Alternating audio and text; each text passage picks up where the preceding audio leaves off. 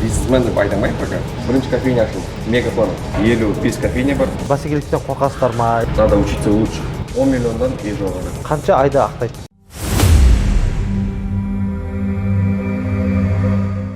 Ассалаумағалейкум достар. Бүгін бізде ерекше форматта видео сұхбат болайын деп тұр. Өйткені Шымкент қаласы өздеріңіз білетіндей Global кофенің иесі Данияр Мамырханов. Данияр, қош келдіңіз. Дәке, қош келдіңіз. Бүгін сұхбат формат ерекше форматта болады. Барынша біздің оқырмандарға пайдалы инсайттарын бөліссеңіз, барынша құпиялармен бөліссеңіз керемет болады. Сұхбатқа келгеніңізге сізге рахмет. Сізге де рахмет. Дәке, жалпы бірінші сұрақ сізге, біздің оқырмандар, жалпы сіздің таныстарыңыз, достарыңыз, Данияр деген жігіт кім дегенде өзіңіз қалай жауап бересіз? Жалпы Данияр кім? Данияр предприниматель, жеке кәсіпкер, потому что бизнесмен деп айта алмаймын пока. Бастадық, жаспыз, әрекет істеп жүрміз. Сол үшін жеке кәсіпкер деп айтсақ болады. Жасыңыз қаншада қазір? Қазір 26-да. 26-дасыз, иә? Керемет. Жалпы кәсіпте жүрген неңіз, тәжірибеңіз қанша болды қазіргі таңда? Негізі біз 2014 бастағанбыз. Так, яғни 7 жыл, иә? 7 жыл болды, иә. Керемет. Дәке, жалпы өзіңіз туралы айтып өтсеңіз, Шымкент қаласынан боласыз ба, мүмкін басқа қаладансыз ба, жалпы отбасыңыз, жалпы кімсіз, более подробно можно? Енді өзім туралы 26 жасар, Шымкентте тудым, Шымкентте оқыдық мектепте, 9 мектеп бітірдім мен. 9 мектеп бітіргеннен кейін по образованию негізі мен фармация-провизор, 5 жыл медакадемияны оқыдым. Но бірақ бірінші курс бітіргеннен кейін, қалада болғаннан кейін жұмыс істейік, әрекет істейік деп сол 2014 визитка, рекламаны бастағанбыз. Партнерім бар, Аят. Сонымен біз бірге екеуміз бас қосып, менің екеуміз желаниеміз болды. Желание бірдеңке істеуге. Содан басталды. Типография болғаны, иә, рекламна агентство деген, иә? Басында сол визитка, листовка бәрін жасап, содан бастағанбыз. Қанша айналасыңыздар? Онымен біз 1 жыл айналасыз. 1 жыл айналасыз, сәтті болды ма, сәтсіз болды ма? Сәтті. Қанша таптыңыз? Примерно цифра бар ма есте, жоқ па? Соңында біз ол бизнес сат жердік. Но біз рекламамен айналысқаннан кейін көп адаммен таныстық. Адамдармен қалай жұмыс істеу керек, адамдармен коммуникатив, этикалық таныс таптық дегендей болады да.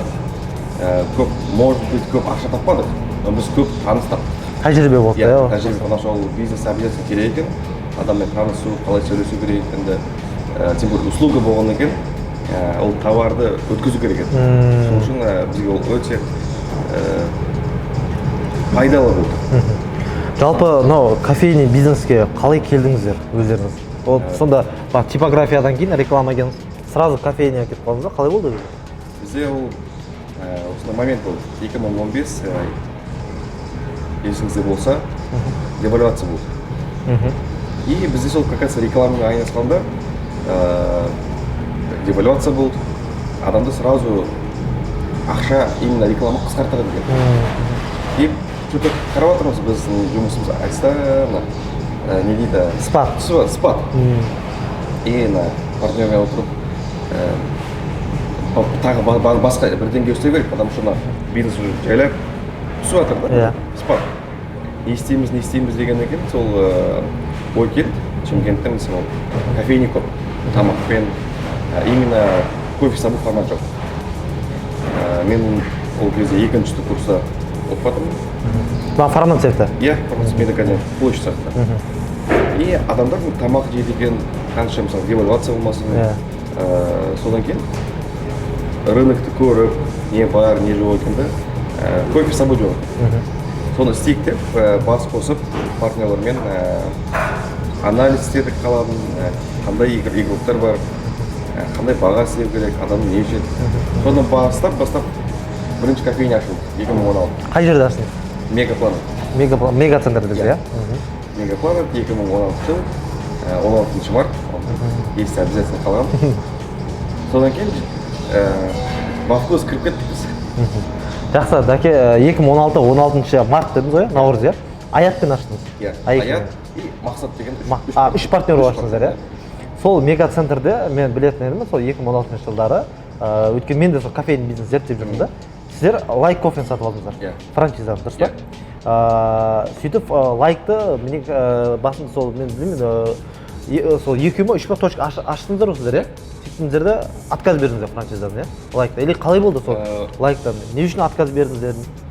Ол былай болды. 2016 біз лайк аштық. Одан кейін біз мысалы хотели масштабировать. Мына франшиза болғаннан кейін олар бізге пацаны жоқ болмайды деп біз екінші өзіміздің проект аштық, Салемді аштық, олды мысалы 2017 уже біз Салемнің 7 кофейня бар еді. Алматы аштық, мысалы Шымкентте аштық. И 2018 звондайды бізге, біз сендердің Салем деген кофейняны білеміз дейді. Лайк звондайды сіздерге? Маған неден, Ресейден звондайды? Ресейден звондайды. Сендер Салемді жүргізіп жатсыздар. В принципе, оны ешкім бекітіп жүрген жоқ. Мысалы, лайкты да істеп отырмыз, Салемді істеп отырмыз. Екеуін параллельно иә, параллельно. Бәрі обязательство, роялти бәрін төлеп. Одан кейін жоқ, олар айтады, сендер Салемді жаптыңдар дейді. Қалай жабамыз? Франшиза бар, сатылған, жұмыс істеп жатырмыз. Жоқ, онда біз дейді лайкты алып қоямыз. Кішкентай удар болды негізі. Балдармен ақылдасып не істейміз. Салемді жаба алмайсың. Олар бір күнде айтыңдар дейді, болмаса біз алып қоямыз дейді.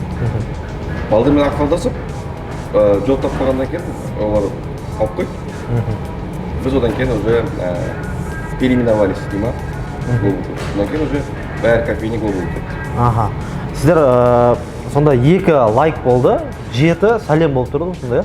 3 лайк болды. 3 лайк и 7 Салем. Сонда лайк кофені сатып алдыңыздар, и бірнеше айдан кейін сразу уже өздеріңіз франшиза сатып бастадыңыздар ма? Жоқ, ол 1 жылдан кейін. 1 жылдан кейін, иә? Жақсы. Жалпы негізі дәке айтады ғой, барлығы все к лучшему дейді ғой, барлығы жақсы. Лайктан бас тарттыңыз, мысалы ресейлік нелер, иә? Өйткені мен өзім андаймын да, всегда қарсымын, мысалы ресейлік адамдар, ресейлік компаниялар бізде ақша тауып жатқанды да. Біздің мысалы, мен де арманым еді, жалпы қазақстандық адамдар, сіз сияқты кәсіпкерлер қазақстандық бағанада франшизаны сатқанды. Өйткені ресейліктер бізде ақша тауып жатыр да, біздің нарықта ақша тауып жатыр. Өте керемет, және де лайктан бас тартып, глобал шығарып кеттіңіздер, иә? Жалпы осы глобалдың несі, аты, мысалы, моделі, қай жақтан келді, кімнің идеясы, Аекең ба, сіздің ба, кімнің идеясы? Бізде партнерлары бар, мысалы, Аят, Мақсат, Мақсут, проектировщик бәрі. Біз бәріміз команда отырып, мозговой штурм дейді, отырып қандай название қояйық деп. Содан кейін бәрі өзінің идеясын айтты, ұқтамай, логотипті көріп, сол идея за идея деген екен глобал деп қойдық, потому что бізде бір стаканда, мысалы, стаканды біз Ташкенттен аламыз, молоко, мысалы, Шымкенттен, местное, кофе Бразилиядан келеді, мысалы, крышка Китайдан келеді. Сол үшін, мысалы, біздің слоган «Весь мир в твоих руках». Мысалы, бір стаканда сен бәрі әлемді қолын ұстап тұрған сияқты. Сол үшін название глобал. И тем более біз Құдай қаласа, не только Қазақстан бойынша, по всему миру хотим развиваться. Сол үшін названиесінде танымал, узнаваемый, жақсы естілетін название қойдық. Маған өте қатты ұнайды, жалпы глобалдың аты да. Және де құрметті оқырмандар, қараңыздар, мына жерде де сурет тұр, әлемдік неге, яғни глобальный неге, дәкең айтып жатқан сияқты. Жалпы мынау кофейный бизнеске дәке имидж және де ат бар ғой, қаншалықты рөл ойнайды.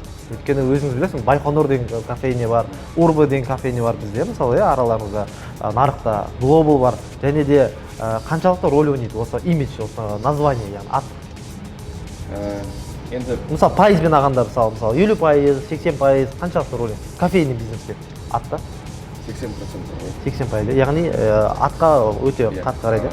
Ол бір күндік жұмыс емес, бір жылдық жұмыс емес, имидж создавать ету, оны постоянно бір қалпында ұстап, ол не только глобал, біздің имидж даже негізі да.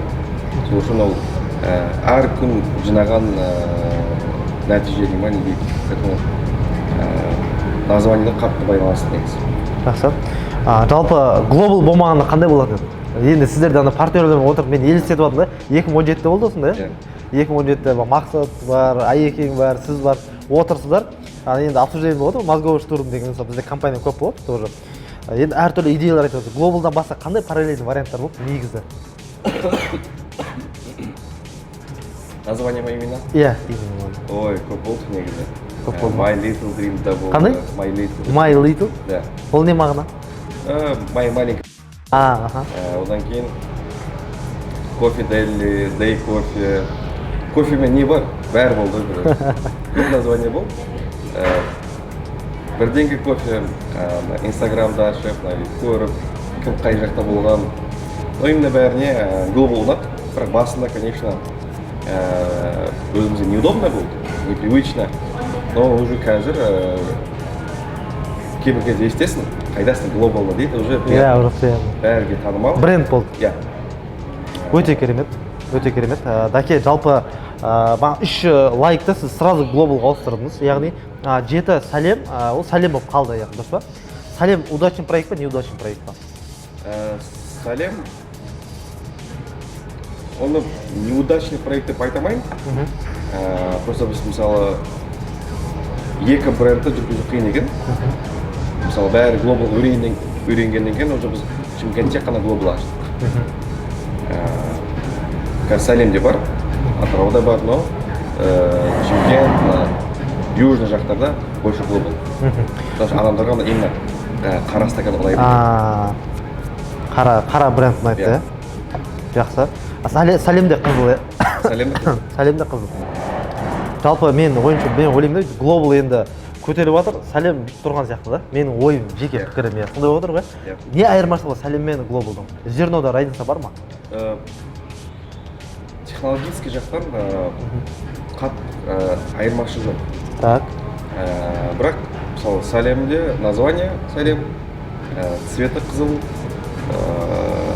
глобалда, мысалы, уже черный оттенок, более такой сдержанный. Сол үшін адамдар не ұнағаннан кейін біз соны бере бердік. Мысалы, басында сәлем ұнағанда біз сәлем аша бердік. Қазір мысалы көріп отырмыз, что адамдар больше глобална, қара цвет, олардың стилистикасы, возможно, адамдар үйреніп қалды уже. Тем более именно Шымкент қаласында адамдар бір жерге үйреніп қалса, басқа жаққа бармайды. Яғни мәзір дейді ғой, менюда да не жоқ, айырмашылығы жоқ, бірдей. Кішкентай. Кішкентай, иә? Бағамен? Бағамен почти бірдей. Почти бірдей, яғни чуть-чуть разница бар, иә? Жақсы. Меніңше мен ойлаймын, Даке, сәлемге мен мегацентрде астында неде бар, ең төмен қабатта бар, подвалда. Ол жерде сәлем бар, бірақ дизайн глобалныкі жақсы сияқты да? Сен сәлем, иә? Сонда упаковкада рөл ойнайтын сияқты, иә? Мысалы біз екі проектті бірдей істемаймыз ғой. Сол үшін мысалы глобалдың өзінің стилистикасы бар уже. Сәлемдік өзі, но адамдарға больше глобал ұнайды. Бізде потребитель, мысалы гость қой, клиент. Олға не ұнаса соны беру керек та адамдарға. Глобал ұнады, значит біз глобал аша бердік. Сол үшін қазір не только по Шымкенту, басқа қалаларда глобал ашып жатырмыз. Ұнап жатыр адамдарға, что отечественный бренд.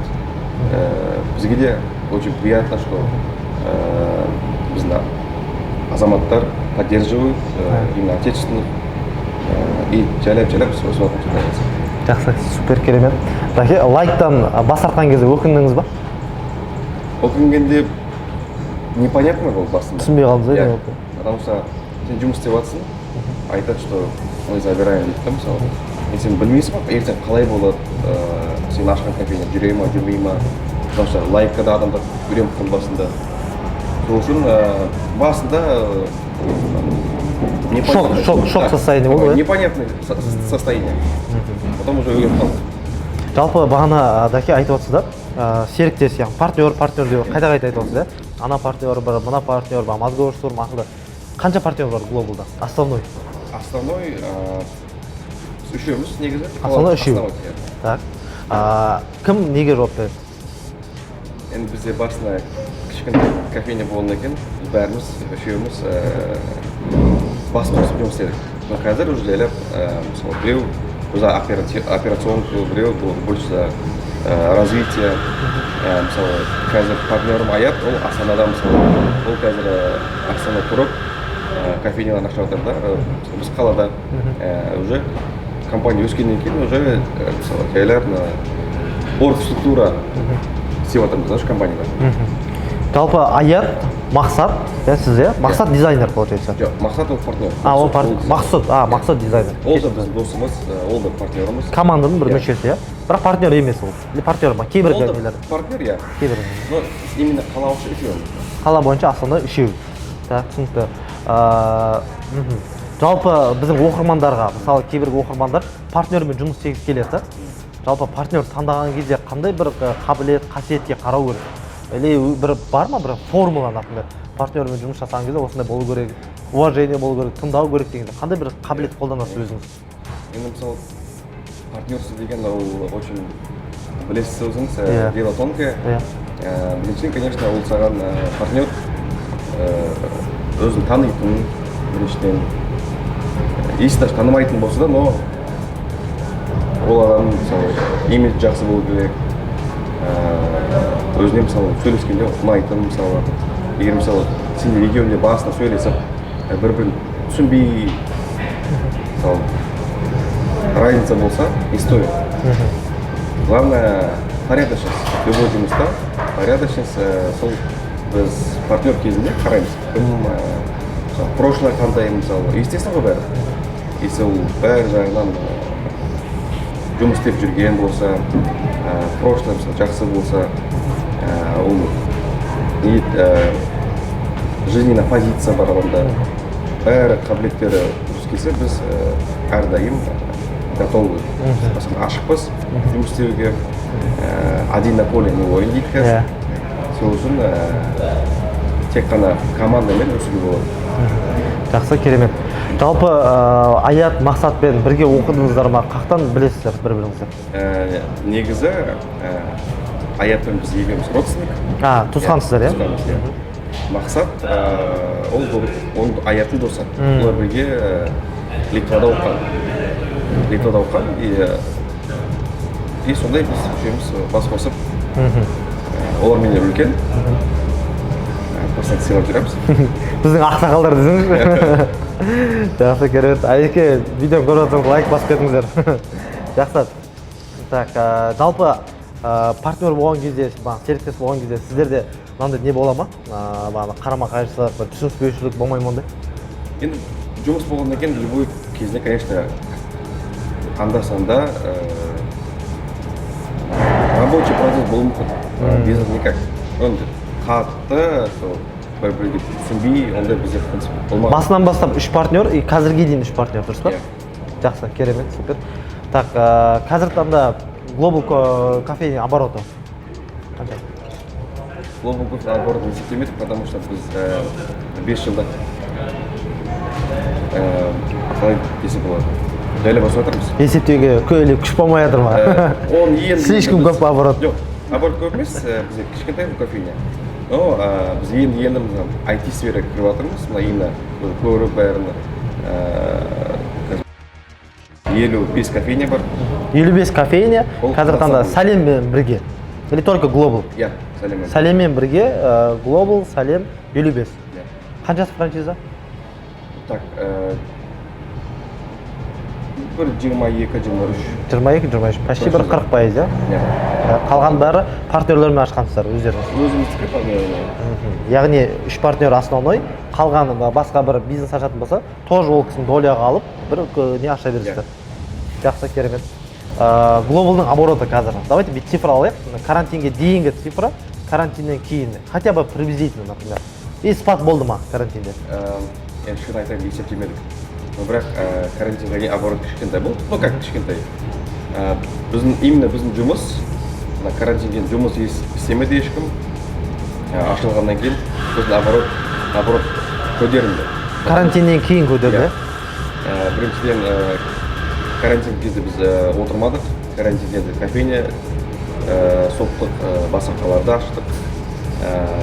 И именно карантиннен кейін біздің формат начал еще больше спроса.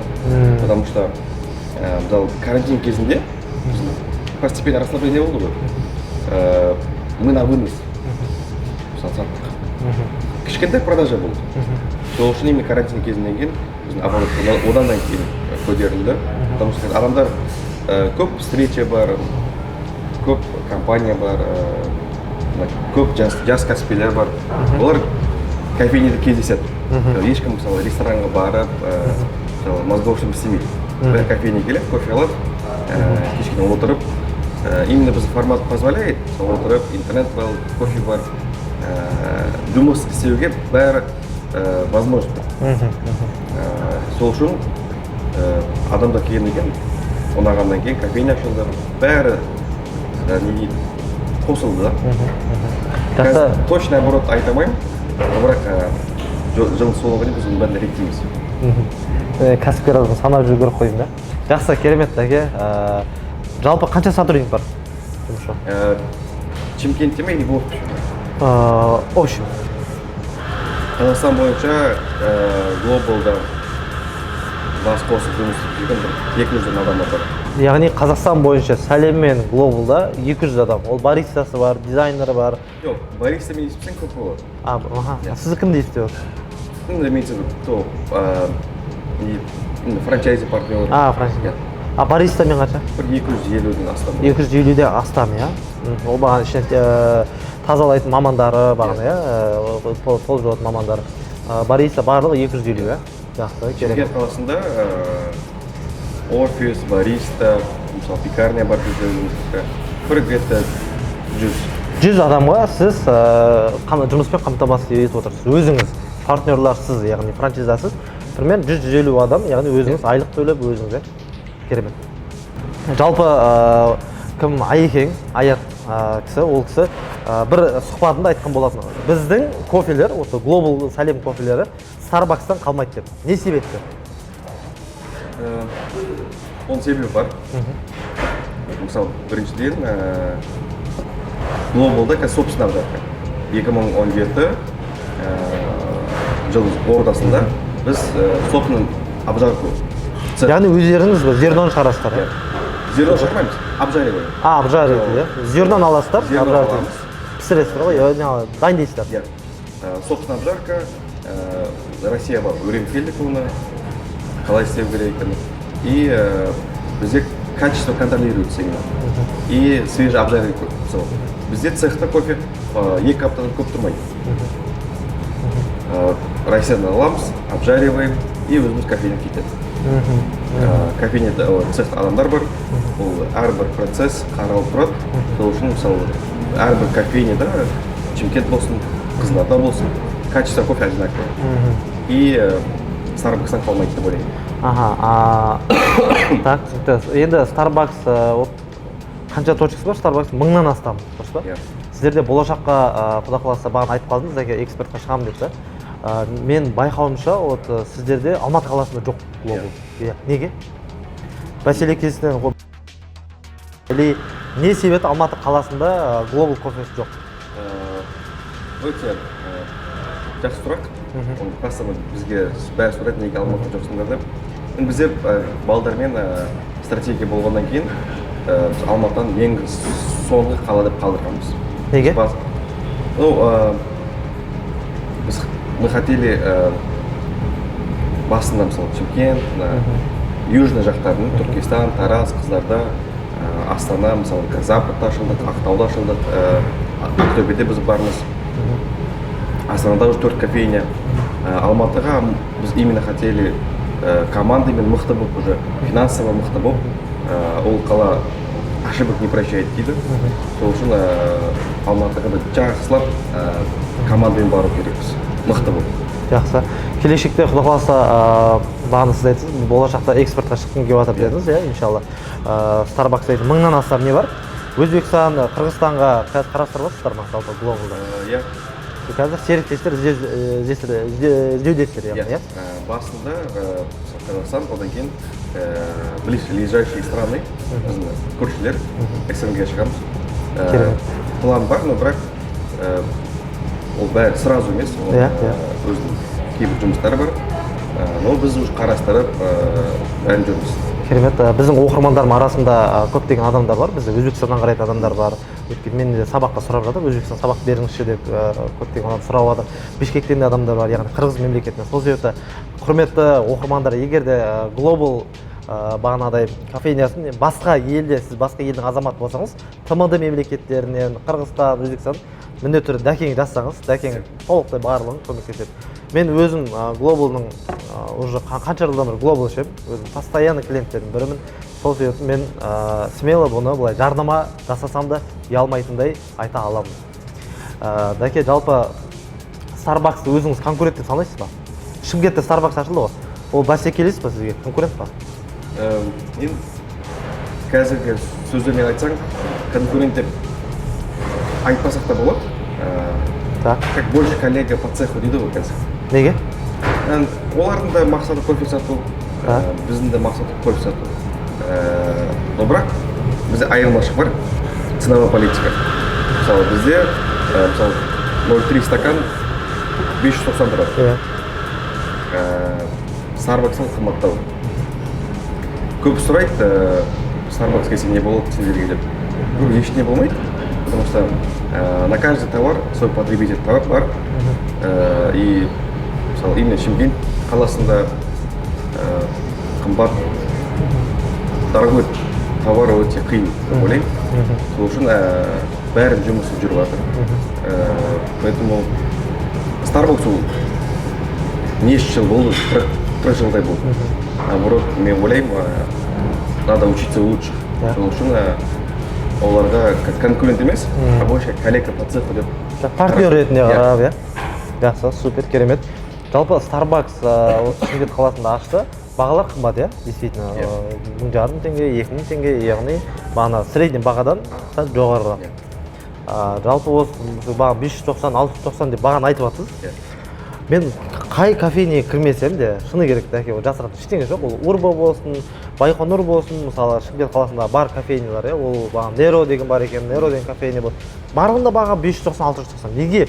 Баға сіздерде андай, или өздеріңіз бірге монополист сияқты, өзіңіз бір монополист емес енді, өздеріңіз бағанда келіскенсіздер болса бағасын кофе. Неге 590-690? Starbucks'та ғана қымбат, қалған кофейлердің бәрі бірдей.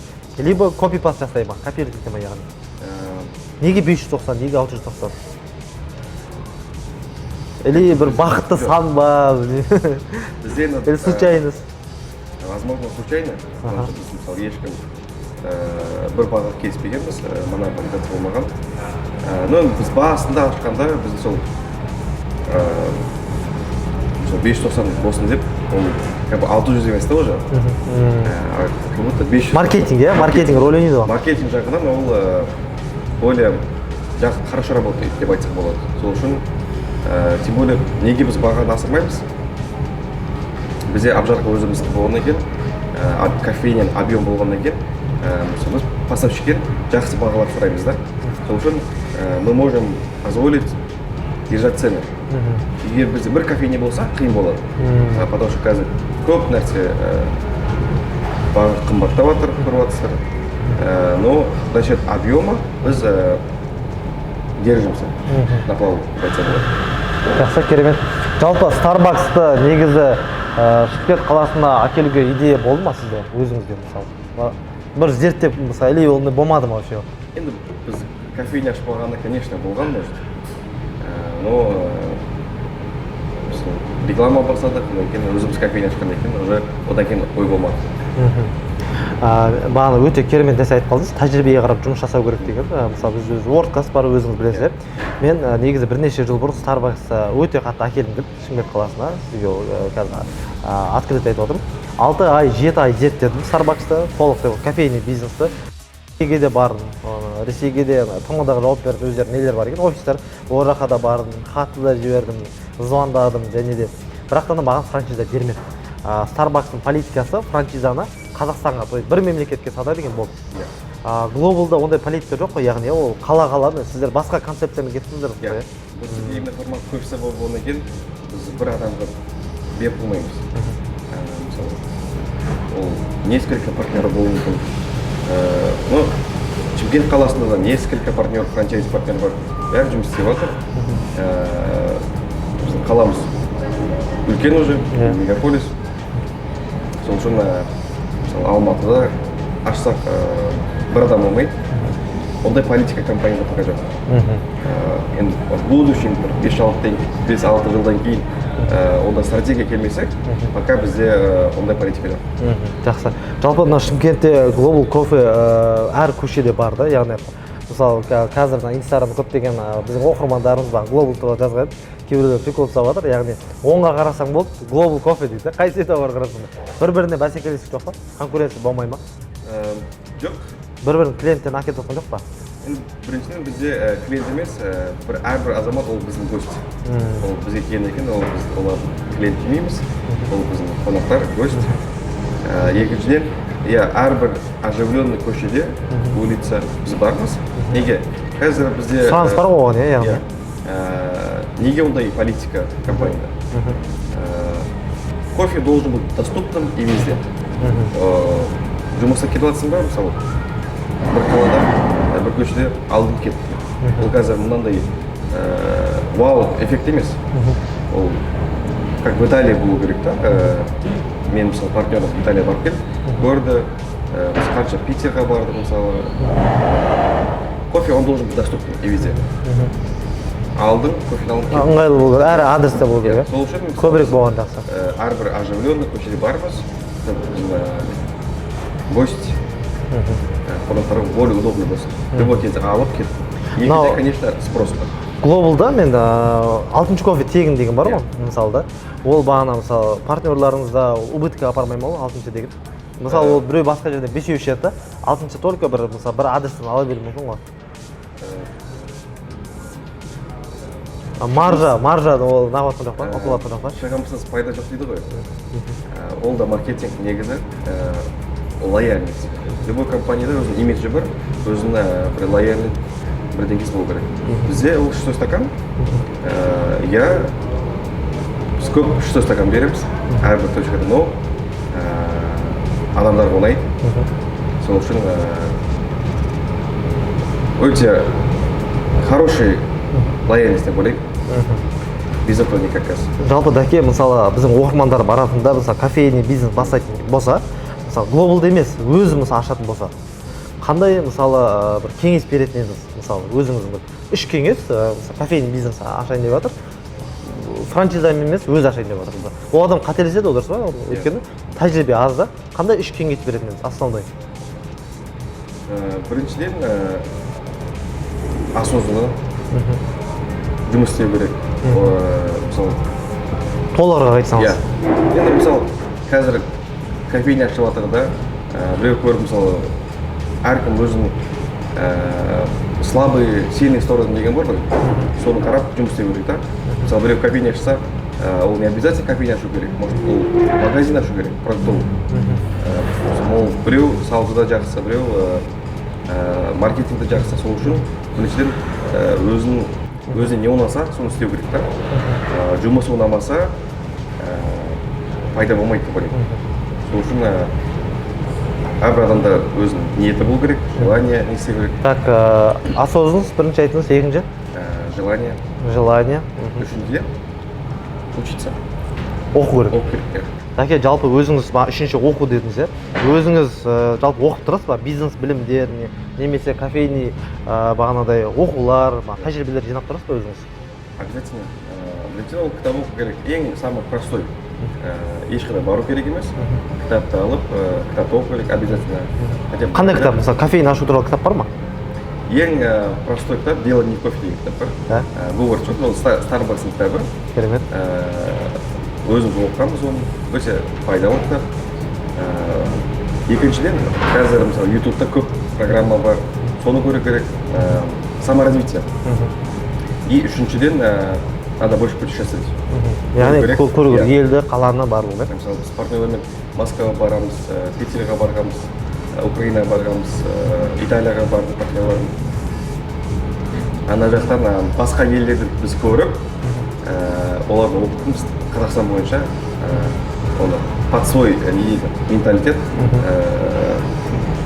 істеп жатырмыз да. Именно басқаларды көріп, за развитие отечественного бренда. Жақсы, керемет. Яғни Мәскеуден тәжірибелер, білімдер зерттеп келсеңіздер, оны Қазақстанда қолданып тексеріп өздеріңіз де көресіздер. Супер. Жалпы франшиза сататын кезде адам мысалы серіктеске қарайсыздар ма, қарамайсыздар ма? Обязательно. Ол не, яғни шартта бар, требование бар, иә. Қандай болу керек идеальный партнер? Сіздердің ойынша. Портрет. Портрет, ол примерно от 25 до 33 лет. Сейчас біріншіден ол уже более состоявший, ол уже біледі, не істеу керек екенін, хочет, понимает, дейді. Екіншіден ол не обязательно, чтобы бизнесмен был. Главное желание. Көп как жас кәсіпкерлер, которые хотят. А бізде именно франшиза уже упакованный. Дайын. Просто біздің опытын істеу керек бұл. Бізде командада балдар бар, управляющий, бухгалтер, архитектор, бәрі олар үйретеді. Просто біздің опытты алып істеу керек бұл. Жақсы, керемет. Жалпы мен естуімше, дәке, сіздер не только бағана франшиза сату, сіздер өздеріңіз инвестор немесе партнер бола аласыз, яғни, иә? То есть, мысалы, бір сізге адам келетін болса, маған франшиза емес, бірге партнер болайық десе, басқа қалада, ондай да варианттар қарастыра бересіз. Болдық, варианты бар, иә. Ол бәрі енді индивидуальный порядке қарастырылады, көріледі. Жалпы франшизаның глобалда концепция біреу ма, или бірнеше пакеттер бар ма? 3 пакет бар. 3 пакет бар, иә? Қаншадан қаншаға дейін Қазақстанда бағалар? Бағалары 1 миллион, 2 миллион, 3 миллион. 1 миллион, 2 миллион, 3 миллион, иә? Жақсы, керемет, супер. Жалпы дәке франшиза бойынша, яғни кейбіргі франшизалар енді ол не только глобалда да, басқа да бағына көптеген компанияларда нарушение жасап жатады. Сол себепті мысалы глобалда мен енді бір-екі байқадым, басқа мысалы франшиза алғандар неге мысалы элементарно ерте ашылмайды. Мысалы сіздер өздеріңіздің мысалы точкаларыңызда 7:30-да ашыласыздар, иә? Ал франшизалар онда уақыт ашылмайды, неге? Кейбір кезде мысалы кофейня көп болғаннан кейін әрбір кофейня мысалы біреу ТРЦ ашылған, кейбір кезде какой-то бір ТРЦ кеш ашылады, мысалы 10-да, 11-да, и олар уже под них подстраиваются, сол үшін кейбір кезде олар кеш ашылады. Неге 7-да ашылмайды деп айтсаң, адамдар жоқ дейді, да? Потому что мысалы ТРЦ 10-да ашылады дейді. Сол үшін бізде подстраиваются под ТРЦ, и бізде сол уақытта ашыламыз дейді. Әрқайсы әртүрлі. Енді ол қатты нарушение емес, но олар да байланысты, потому что олар ана жерде жұмыс істеген екен, ситуацию больше владеют, сол үшін қатты грубо нарушение емес. Грубо нарушение емес, иә, жалпы, иә. Негізі бір кофейняға азанда ерте ашылған дұрыс қой, жалпы, иә. Өйткені мен өзім енді кофе көп ішемін, ал күніге мысалы 2 рет 3 рет кофе ішемін. Азанда кейде бағана кейбіреулерге барғанда жабық та, и это мне кажется, адамдар кофе не үшін ішеді? Бодрый болу үшін, мотивациялау үшін, және де андай жұмысқа дейін ішеді да, мысалы. Егер кофе мысалы 10-11-де ашылса, сәл қиын болады. Ол біріншіден қазір мына карантин болғаннан кейін ограничение болды.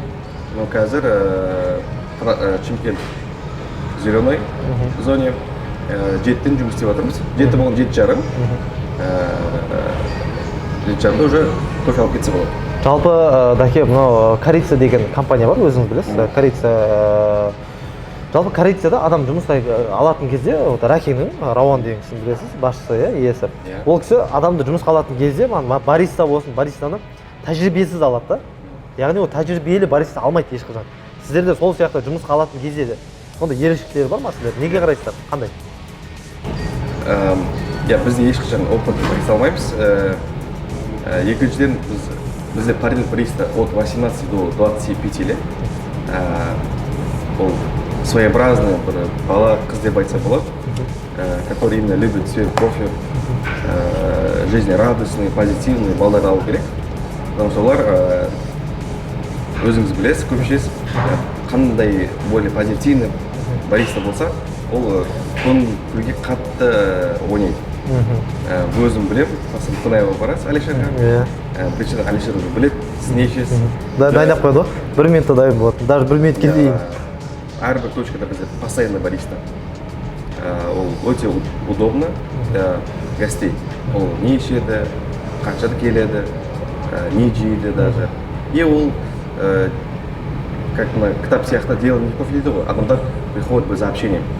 Келет, жұмысын до работы или после, баристами сөйлеседі, как уже дос ретінде дейді. Сол үшін сервис. Жақсы, керемет. Жалпы тәжірибесіз аласыз, иә? Опытсыз. Не үшін? Не үшін кофейня сондай? Біріншіден, Global'дың өзінің характеристика, өзінің стандарты бар. Опытның үйреті қиын. Мысалы, ол біледі уже, қалай жұмыс істеу керек екенін, оны под свой стандарт обучить труднее. Мысалы, жас білмейтін бариста кетсе, желание, олда главное желание ғой, оны под свой стандарт обучить легче. Сол үшін желательно без опыта аламыз. Желательно, да? Бұл шарт емес, яғни. Егер, мысалы, тәжірибелі бар адам келеді, тәжірибесіз адам келеді. Насколько шанс қайсында жоғарырақ? По желанию есть. Ниетке қарай. Ниетке қарай, иә. И больше біз акцент делаем на көп қойынды. Кейбір кезде опытный келеді, но бірақ ол айтады, мен 3 айға келемін дейді, жазда мысалы, да. Біреу келеді, мысалы, не опытный, бірақ ол айтады, мен постоянно жұмыс керек дейді. Сол үшін былай қарағанда бізге долгосрочкаға көп жұмыс істейтін балдар керек. Сол үшін былай қарағанда не опытный шанс көп. Жақсы. Айлық қанша? Біздің бариста бәрі бонус ретінде... Средний. Қанша шығады? Бір баристада? Бір бариста айына 30-50 и больше зарабатывает, деп айтса болады. 150 мыңнан жоғары, иә? Жақсы. Супер. Баристаға сатылымға қаншалықты, бариста қаншалықты байланысты сатылым? Процент, 80%, 100%, 90%? 100% деп айтамайым, 90 деп айтамайым, но 40-тан жоғары, иә? 40-тан. Өйткені бариста егер де мысалы кофе алам деп тұрған адамға тағы да доп бірдеңе ұсынса, ол автомат түрде кассаны көтереді, дұрыс па? Обязательно. Керемет, супер. Дәке, жалпы ең ходовой точка Global? Клиенті көп. Қайсының клиенті көп? Өзі знаете? Әрбір точкада өзінің атмосферасы бар, өзінің... По цифрам? По цифрам енді... Мысалы, қалай деп айтсам, бәрі точка жақсы деп айтам енді. Үшеуі основной. Қайсысы? Үшеуі. Казбек Би, Юг-Сити, Талкихан. Жақсы. Ол Global'дың, мысалы, үшеуі основной жақсы дедіңіз ғой енді, клиенттері көп. Не ерекшеліктері бар қалғандарынан? Несі, квадратурасы үлкен ба, үлкен не қалғанда қарайды ғой? Бізде ыңғайлы ма? Иә. Кішкентай формат бар, үлкен формат бар. Мына форматта фасады шығмес больше. Сол үшін әрбір өзінің районының кофейнясы бар да. Жақсы. Өзінің интерьері бар. Жалпы кофейн бизнес ашқан кезде бірінші, екінші ай минус болуы мүмкін ба, либо 0 болуы мүмкін ба? Бізде де ма, или вообще ма? Жалпы Global'да. Тәжірибеде болды ма, мысалы, 2-3 ай минусқа кіріп, сосын барып 0-ге шығып, потом плюске шыққан? Біздің опытта бір-екі случай болған, минус емес, но... Слабо, да? Слабо. Шымкентте ма? Жоқ, басқа қалада. Басқа қай қала? Қызылорда. Қызылорда. Басында, иә? Басында. Неге слабо болды, сонда халық үйрене алмады ма? Жоқ, халық емес. Локация не очень болды ма? Аренда қымбат бар, аренда қатты байланысты. Сол үшін ол как опыт сияқты. Бірақ біз мысалы минусовой точка жоқ, бәрі плюсовой. Но барысында әрбір қалада өзінің нюанстар бар. Но қазір мысалы әрбір қалада Global танымал деп ойлаймын. Өзінің постоянно гость, клиенттер бар, ақсан келіп, отырып. Бұл бізге де қатты ұнайды, что біздің товар, біздің продукт адамдарға ұнайды да. Жақсы. Жалпы дәке, Global'дың Global болуына не әсер етті? Главный бас фактор, мысалы, яғни Қазақстанға танымал. Global бренд. Яғни брендті бренд қылған не нәрсе? фактор. Основной үшеуі айтып жібересіз ба? Ну, біріншіден команда деп ойлаймын. Команда. Екіншіден біріншіден продукт деп айтса болады. Продукт, иә? Продукт, команда. Екінші команда, иә? Үшінші атмосфера. Үшінші атмосфера, яғни дизайн, упаковка барлығы. Яғни мен де осы өте келісемін. Осы основной факторлар ол кофейный бизнес емес. Басқа кез келген бизнесте мысалы команда мықты болса, продукт мықты болса, жалпы маркетинг фопи деген нәрсе бар ғой, өте пайдалы нәрсе. Үшінші упаковкада, яғни дизайн әдемі болса, ол да тоже рөл ойнайды. 100% бір ешқашан болмайды, өзіңіз білесіз.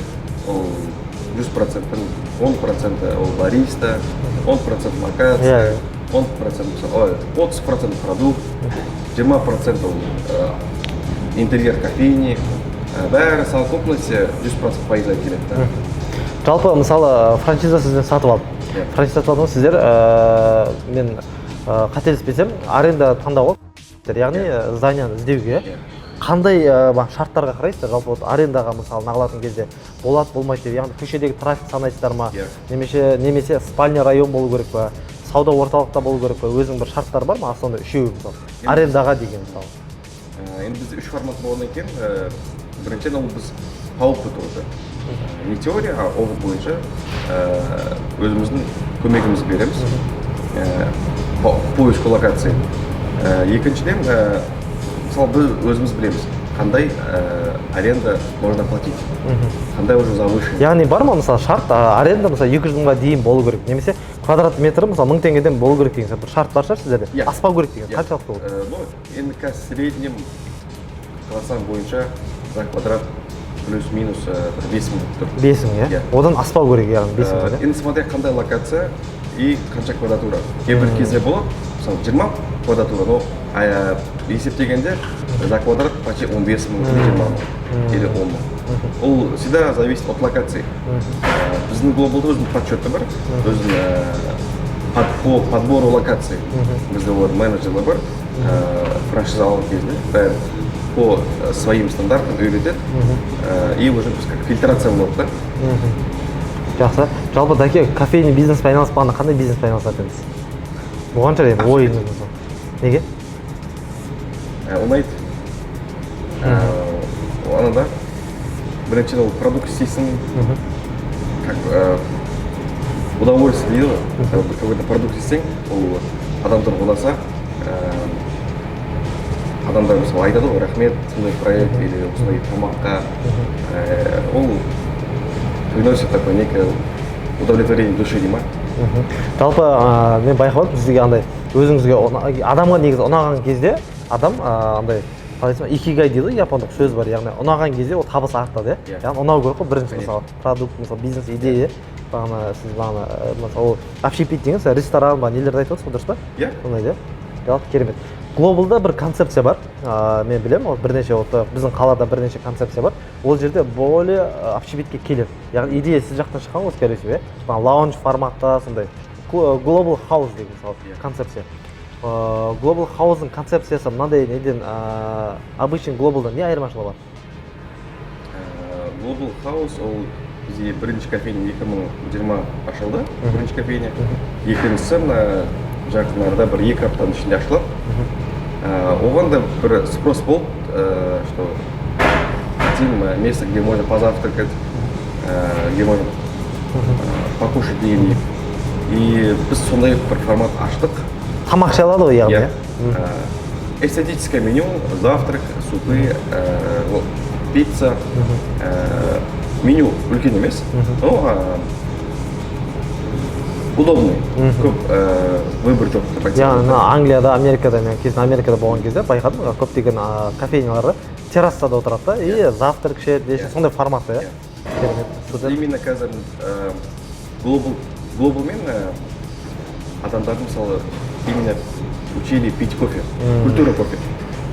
Қазір енді мы хотим культуру завтраков. Сол үшін оған да спрос болғаннан кейін біз қазір 2 Global Coffee House болады. Оған да спрос бар франшизаға. Онда до конца года упаковка істейміз. ол да кейін сатылады франшиза болады меніңше. Жақсы, керемет. Жалпы Даке, мысалы бір кофейный бизнеске средний мысалы глобалда алайық, 50 квадрат, 40 квадрат қанша ақша кетеді? Аренда қалатын болса мысалы. 50 квадрат додан 10 миллиондан жоғары. 10 миллиондан жоғары, яғни оборудование, дизайн барлығы. Қанша айда ақсайды 10 миллионда? Қанша жылда? 1,5 18 ай. 18 ай. Яғни айлық табысына қанша болып тұрсың да бір кофейняның? Ол да қалай жүргізесің? В среднем? В среднем 25-30. 25-30% маржа ғой? 25-30% маржа таза? Рентабельность. Так, рентабельность. Яғни күнде мысалы 100 мың теңге түссе, 25-30 мың таза пайда. 70 мың теңге расход, яғни оборотқа кетеді яғни. 50 квадратта мысалы сіздерде енді болған шығар, бағана рекорд жасағандар мысалы 200 мың теңге, 150 мың теңге деген сияқты. Жалпы в среднем мысалы айлық мысалы глобал емес кофейняда в среднем 50 квадратта 1 миллион, 1,5 миллион табу реально ма, нереально ма? 50 квадрат, 50-60 квадрат сіздерде тәжірибеде болған шығар, айлық табыс, оборот. Болады? Қанша болады? Сайт қандай? 1 миллионнан жоғары табуға болады, яғни. Ол да аренда қатты байланысты. Аренда қатты болмаса, сонша шығасың болады. Жақсы, керемет. Жалпы мен глобалда байқадым да, сіздерде көшеде реклама жоқ, баннерде, неде, лед экранда. Сіздер тек инстаграмнан реклама жасайсыздар, неге? Біріншіден, біз қанша баннер қойсақ, ол біздің продукт ұнамаса, деньги на ветер. Сол үшін, чем баннерға ақша или реклама ақша құртқанша, лучше работать над продуктом. Сол үшін мы всегда за качество, и бізде бюджет рекламасында 0 теңге. 0 теңге. Яғни таргетке ақша жүртпейсіз, басында құртқан шығарсыз ақша. Басында мысалы глобал. Басында да құртқаныңыз. Получается, глобал ешқандай жарнамасыз, маркетингсіз, только продуктпен көтерілген компания. Бір деп айтсақ болады, дұрыс па? Инстаграм и сарафанное радио. Жақсы, жақсы. Өте керемет. Супер. Оны компанияларға редко, без рекламы жасайды. Мысалы бізде компаниялар, біз стараемыз мысалы маркетингке, рекламаға барынша көз жұмсауға, уақыт жұмсауға, ақша жұмсауға. Супер. Жалпы франшиза алатын адам, яғни 1 миллион, 2 миллион, 3 миллион концепцияға байланысты таңдайды, және плюс 10 миллионнан жоғары ақшасы болу керек, Жақсы, керемет. Жалпы мемлекет тарапынан қандай карантингенде қиындықтар болды, наразылықтар, немесе мемлекет тарапынан көмектері жалпы глобал мысалы кофейнясына. Жалпы мысалы мынандай болса жақсы болады нет деген сияқты андай бір неңіз бар ма мысалы? Бір болады ондай әрбір кәсіпкерде. Карантин кезінде ме? Карантин кезінде и басқа уақытта да. Мемлекет тарапынан енді қазір өзіңіз білесіз, именно Шымкент қаласына именно для малого и среднего бизнеса көп мүмкіндік беріп жатыр. Сол үшін қалай айтсақ, ол возможностьті алу керек деп ойлаймын. Яғни 6% айтып отырсыз ғой сіз, Потому что олсыз да қиын. Қазір именно 2020 ма или 21 ма год молодежи ғой. Қазір будущее страны в руках молодежи дейді ғой. Жасап болды. Мемлекетіміз де әрекет істеп жатыр, біз де әрекет істесек, бір пайда болады деп ойлаймын. Жақсы. Сол үшін көп программа бар, бизнеске қазір өзіңіз біледі, дорожная карта, 6%, бәрін көру керек. Именно сен бизнес қандай бағдарлама более подходит, соны істеу керек. Бәке, өте жақсы нәрсе айтып отырсыз. Біз өзіміз 6% жұмыс жасаймыз, және де бұрын оқырмандарыма дамуға осындай сіз сияқты сұхбат алғам, Сабыржан деген жігіт. Ол кісі 6% былай айтып шыққан оқырман. Бірақ біздің оқырмандар сенбейді да, 6% алу мүмкін емес, ондай емес. Бірақ мен ойлаймын, сіз өзіңіз 6% алғансыз, мен насколько я знаю, 6%. Мен де өзім алдым. Яғни 6%-бен глобал кофе ашуға болады. Егер франшиза сатып алып, ақшасы болмай қалған жағдайда, дұрыс па? Соны мемлекет тарапынан сондай көмек бар. Жақсы, керемет. Жалпы постановление СЭС әсер етті ме кофеге? Енді ол я думаю, бәріне әсер етті, но қазір мемлекет жағынан, бизнес жағынан көріп жатырмыз, более компромиссный жұмыс болып жатыр. Уже ограничение жайлап снимается, уже легче деп айтса болады. Уже жақсы болып қалды басына қарағанда. Басына жауап болғанда жұмыс істемедік, ешкім жұмыс істемеді. Қазір әдеп работаем. Это очень хорошо. Дәке, жалпы франшиза сатып алып, мысалы, жабылып қалу мүмкін ба?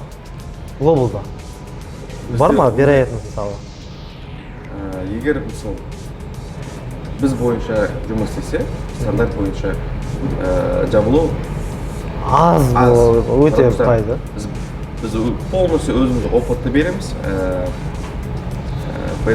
Риск өте аз. Потому что басында аренда бар, бәрін айтамыз, қандай аренда болу керек, қандай ремонт, қандай локация. Егер мысалы бәрін дұрыс істесе, жабылу өте риск аз, да? Тем более бізде уже готовый бизнес. Жалпы жабылған глобал бар ма? Жабылған глобал жоқ. Жабылған глобал жоқ, просто брендін өзгерткен бар, скорее всего. Иә. Не себеп ойлайсыз? Енді қалай айтсақ, адамдар да өздері жұмыс істегісі келеді, сол үшін өздерінің брендін ашады. Жақсы. Жалпы мынау не бойынша зерно дейді ғой, кофенің. Енді зерно деген бағанағы ең основной факторлардың бірі деп мен өзім ойлаймын. Мысалы, көп продукт ішетін кезде сіз өзіңіз продукт деп жатсыз. Қаншалықты ол обжарка жасаған дұрыс? Сіздердің ерекшеліктеріңіз сол ғой, яғни франшиза сатып алған адам сіз зерноны бересіздер оған, олар мысалы сізден алады и арзанырақ алуы да мүмкін, мысалы, сол үшін отырады, мысалы, маржасы көбірек болады. Қаншалықты ол сапаға жақсы обжарка? Ол енді кофе, зерно ол основной продукт қой негізі, кофе. Сол үшін бізде цехта мысалы неше адам бар, именно за качество. Мысалы басында біз темный обжарка істедік. Ол критерий болды негізі басында адамдардың да. Біз оны өзгертірдік. Қазір бізде глобалда средний обжарка. Ол как бы не слишком обжаренный и недожаренный деп айтса болады, да? Ол средний обжарка. Біз қарадық, обратная реакция отгасте жақсы болып жатыр. Сол үшін қазір біз тек қана обжариваем средний. Дәке, жалпы біздің оқырмандарға бір сыйлық берсеңіз, мен ойлаймын, біздің оқырмандарға сұхбат ұнады деп. Егер де сұхбат ұнаса, лайк, комментарий қойыңыздар, және де комментарий арасында біз сіздерге сыйлық берейік. Дәке, жалпы біздің оқырмандарға қандай сыйлық бере аласыз? Глобалдың именной кружкасын, кофесін и оған бір жақсы сыйлықтар. Жақсы сыйлықтар. Упаковка. Яғни қанша адамға? Қанша адамға берейік? Давайте 3 адамға. 3 адам, комментарий міндетті түрде жазыңыздар, комментарий арасында, және де лайк қойған адамдардың арасында біз 3 адамға Дәкең айтқан сыйлықтар береміз. 3 бокс береміз. Өте керемет, супер. Дәке, сізге көп рахмет. Сұхбат өте жақсы форматта болды деп ойлаймын. Жалпы кәсіпкерлерге пайдалы болды деп ойлаймын. Егер де біз айтылмай қалған, болмаса мен сұрамай қалған Дәкеге сұрақтар бір комментарий жазсаңыздар болады. Егер айтылмай қалған болса, міндетті түрде Дәкеңге связьға шығып, тағы да түсіруге тырысамыз. Баршаңызға сау болыңыздар. Дәке, рахмет. Сізге рахмет.